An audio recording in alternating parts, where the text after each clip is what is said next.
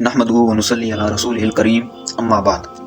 آج یکم رمضان المبارک ہے اور رمضان المبارک کی پوری امت مسلمہ کو دل کی تہ سے مبارکباد پیش کرتا ہوں، اور خصوصاً ان فلسطینی ماؤں بہنوں اور مجاہدین کو اور اہل غزہ کو کہ جنہوں نے اس رمضان المبارک کا استقبال اپنے مبارک خون سے کیا اور بیت المقدس کی آزادی کے لیے جو جدوجہد جاری ہے اس کوشش کے ساتھ کیا، کیونکہ ہمارے ہاں رمضان المبارک کا استقبال مختلف مراحل میں ہوتا ہے۔ کبھی ہم خوشی میں ہوتے ہیں، کبھی ہم غمی میں ہوتے ہیں، لیکن جس قربانی سے اور جس لگن سے رمضان المبارک کا استقبال فلسطینیوں نے کیا، اس کی مثال کبھی بھی دنیا میں نہیں ملے گی۔ میں ان کی شجاعت میں، ان کی بہادری میں، ان کی استقامت اور ان کے صبر کو سلام عقیدت پیش کرتا ہوں۔ دوسرا، میں اپنا ایک درد دل اپنے حضرات کے سامنے رکھنا چاہوں گا کہ ہم دیکھ رہے ہیں اس دنیا کے قانون کے علم بردار اور دنیا میں جو انسانی حقوق کے علم بردار ہیں، 7 اکتوبر سے ہونے والا فلسطینی جو قتل عام ہے اس میں وہ بڑھ چڑھ کے ابھی تک حصہ لے رہے ہیں۔ امریکہ کے اندرون خانہ جو افسران ہیں، فوجی یا دیگر جو کہ اپنے حکومتی حلقے ہیں، اس میں اگرچہ وہ بڑی ہچکچاہٹ کا شکار ہو چکا ہے،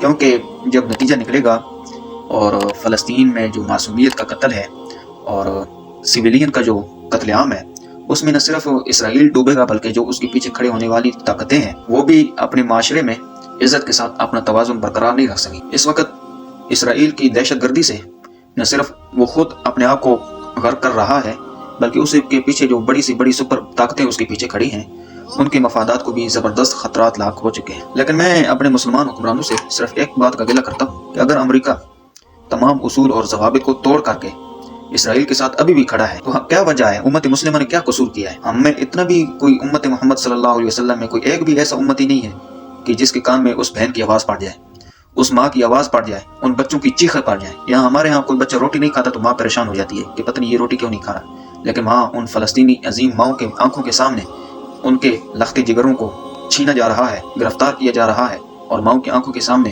ان کا خون بہایا جا رہا ہے، اور وہ مسلسل صبر کی تصویر بنی ہوئی ہے۔ آخر وہ صبر کیوں نہ کریں؟ ان کو معلوم ہے کہ ہمارا کوئی بھی سننے والا نہیں ہے سوائے اللہ تبارک و تعالیٰ۔ اور کیا وہ آسمان کے دروازے فلسطینیوں کے لیے بند ہو چکے ہیں؟ کیا ان کی دعائیں ان کی اوپر نہیں جاتی کہ یا اللہ یہ مشکلات ہمارے لیے دور کر دیں؟ بالکل ان کے لیے دروازے کھلے ہوں گے، خصوصاً کھلے ہوں گے، لیکن اللہ تبارک و تعالیٰ پوری دنیا میں عالم اسلام کا امتحان لے رہا ہے۔ آج کوئی بتا سکتا ہے؟ اربوں کی تعداد میں مسلمان موجود ہیں اور طاقت کے ساتھ موجود ہیں، ایسے نہ ہو کہ بالکل بے اختیار اور بے بس ہیں۔ الحمدللہ پاکستان کے پاس کس چیز کی کمی ہے؟ لیکن سوچنے کی بات یہ ہے کہ فلسطین میں اگر یہ قتل عام مسلمانوں کا نہ بھی ہو تو انسانیت کا قتل عام تو ہے نا۔